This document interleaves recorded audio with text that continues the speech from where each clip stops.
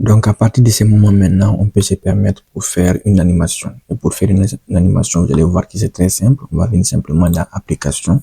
Et quand on vient dans application, cliquez ici sur animation. Et quand vous cliquez sur animation ici, vous allez voir que vous avez votre timeline ici.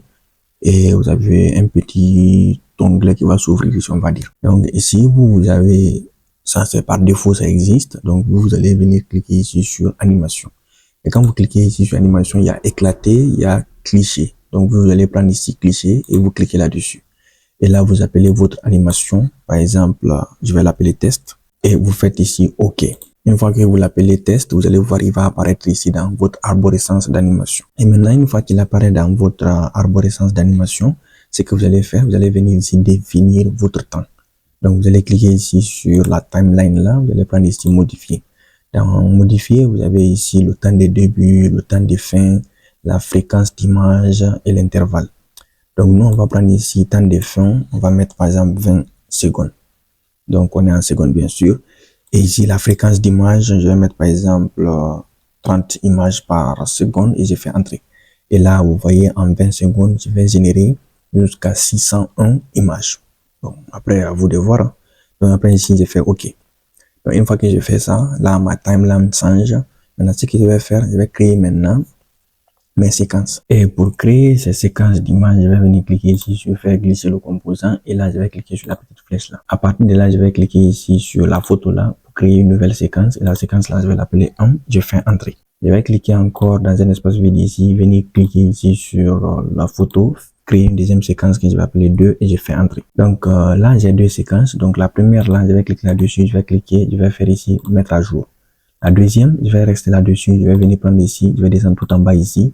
Et je vais venir cliquer et je vais faire ici mettre à jour. Donc quand je clique sur la première et que je fais un clic droit, je fais appliquer et que je reviens ici, je fais appliquer. Vous voyez, j'ai deux positions. Donc je vais venir faire comme ça et je fais ici OK et je fais ici fermer. Donc maintenant ce que je vais faire, je vais venir maintenant prendre ici image clé. Donc je vais créer mes séquences. À partir de là maintenant ici j'ai le nom. Donc le nom là, je peux mettre par exemple mes images et quand je mets mes images, je viens ici. Donc dans séquence clé, vous voyez que ici j'ai le 1 et il débute à 0. Donc je vais faire ici ajouter. Et je viens cliquer ici sur 2 et sur ça et je prends ici 2 et je dis celui-là c'est à partir de 20 secondes et je fais ajouter. C'est-à-dire ma première séquence commence ici et elle termine ici à la deuxième séquence. Donc si j'ai ces deux séquences, je vais rester bien sûr ici et je fais ici OK.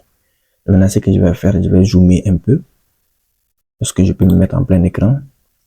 Oui, je peux me mettre en plein écran. Et une fois que je me mets en plein écran, je vais cliquer ici sur lecture. Et dans lecture, je vais simplement cliquer ici sur jouer.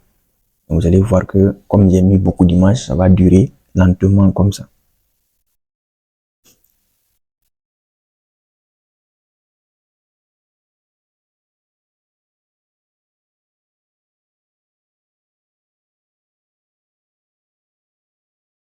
Donc là, ça va jouer sans arrêt. Et voilà, on a un aperçu. Ce qui est très bien si vous avez envie de vraiment animer vos mouvements, ça peut être vraiment joli.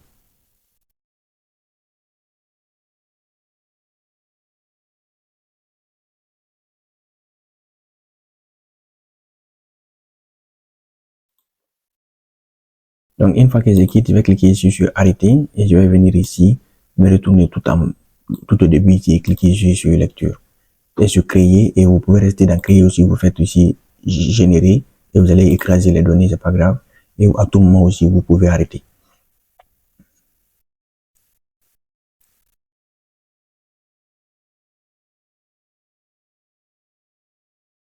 Donc là, on est bon.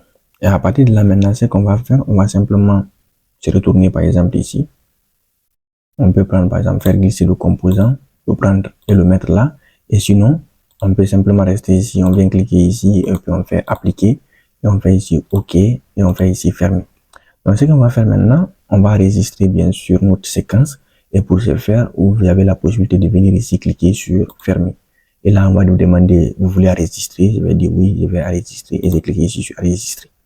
Et une fois que c'est enregistré, vous allez voir que dans mon dossier, il a bien enregistré. Et là, j'ai terminé. Et à tout moment, quand je viens dans, par exemple, application et je viens dans animation, vous allez voir votre animation, il est là. Mais si je ne l'avais pas enregistré en ce moment, ça allait être perdu. Donc voilà, j'espère quand même que la vidéo vous aura plu, elle vous aura été utile. Si c'est le cas, n'hésitez pas à me le dire dans l'espace commentaire, à vous abonner, ça m'aide énormément moi à atteindre mon objectif. Et nous, on va se dire à très bientôt pour une nouvelle vidéo sur le logiciel Créo Paramétrique. Et entre-temps, prenez soin de vous.